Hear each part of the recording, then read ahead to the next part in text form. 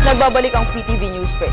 Matapos ang pananambang ng grupo ni Mayor Ruti Ginggona sa Misamis Oriental, ipinangako ng Pangulo ang pag-aresto sa mga miyembro ng New People's Army.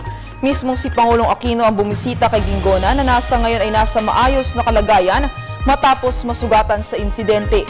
Bagamat ayon sa anak nitong si Senator TG Ginggona ay meron pa din itong iniindang sakit. Samantala, pauwi naman na mula sa isang fiesta ang convoy ni Ginggona nang tambangan ito ng rebeldeng grupo.